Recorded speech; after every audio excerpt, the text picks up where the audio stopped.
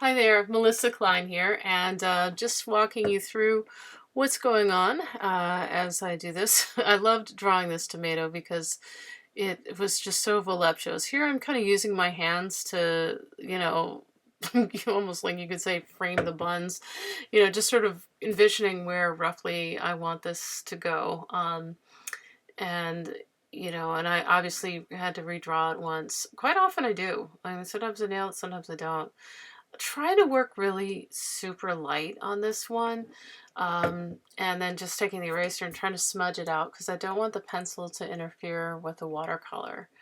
Um, and then, but also giving enough information to figure out what's going on for how, wow, as I look at it, it really looks like buns. Those are some of the brushes I plan to use or anticipate using. And here I'm just wetting down the paper a whole lot.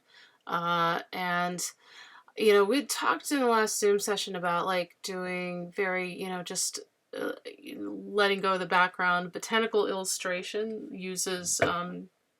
is traditionally just against a white background and, lets the plant float. Now here, this is pretty funny. I put on a little too much color and I'm like, oh, I just want it subtle. And so I'm like, okay, fine. I did want to warm it up a little bit though. So that's what's going on there.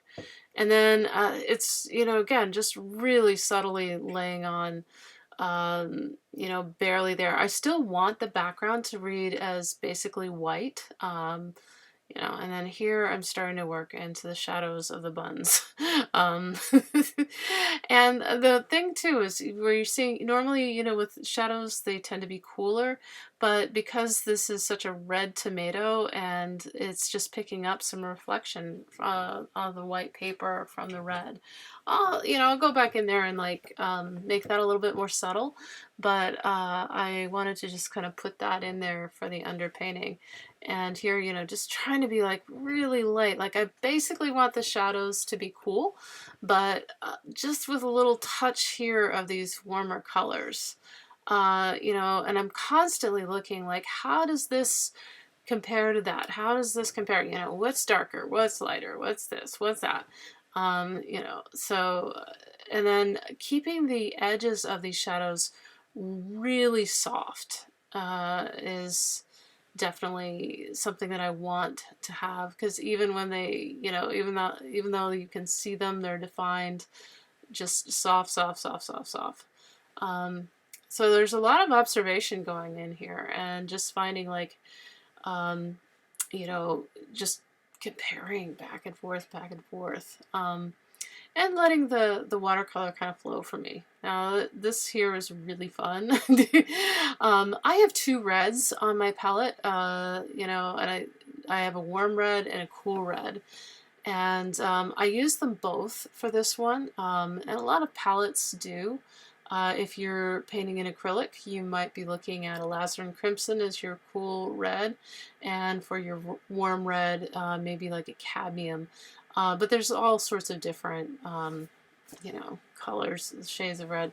Here I'm mixing my dark shadows, and I decided not to go for the black like I did with the cherries. I decided to go more for adding a little bit of green as well as blue, so kind of working more with my purples with touches of green.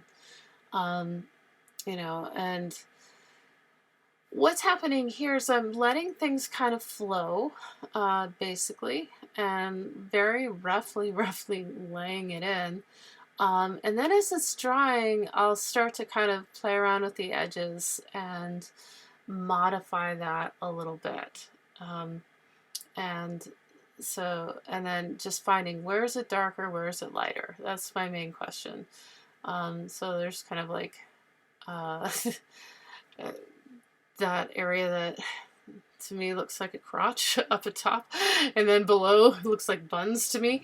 And then, oh yeah, then I made a mistake. Like I dragged my hand through through the paint and then created some dots, and I'm so annoyed.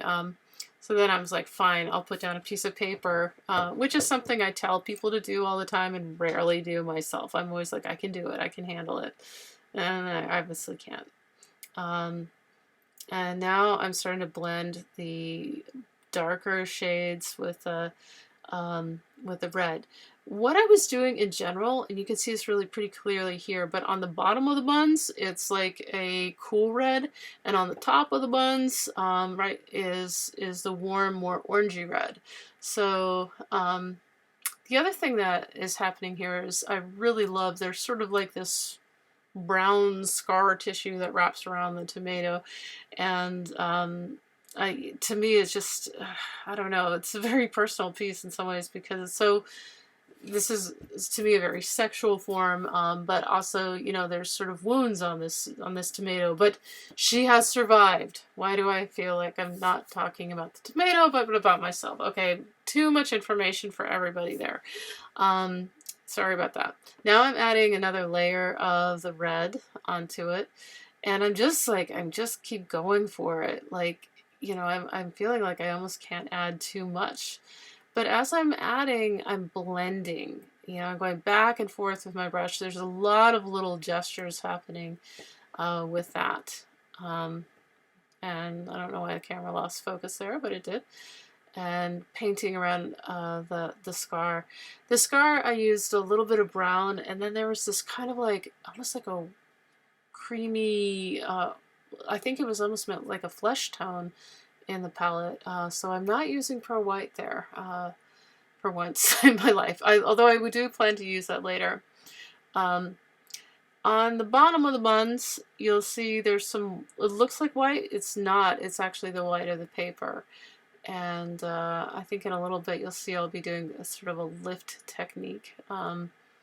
This is moving so fast. This took me about an hour, and I've sped up the film, so the film is roughly 8 minutes. So that gives you an idea how, like, you know I do not paint this fast. I do paint pretty fast, but not that fast.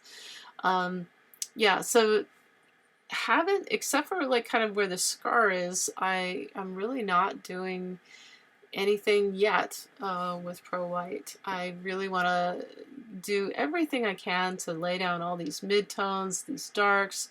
There you go. I'm using the lift technique. So I'm just taking a damp brush and I'm lifting off the paint from the paper. Don't ask me why that works better than why didn't you just paint it like that? I don't know.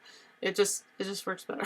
So, you know, and I'm also playing around with different brushes that I took me a little, you know, if it's kind of hard to see in this, but I actually started out with mostly larger brushes, medium rounds, I would say, and now it's over.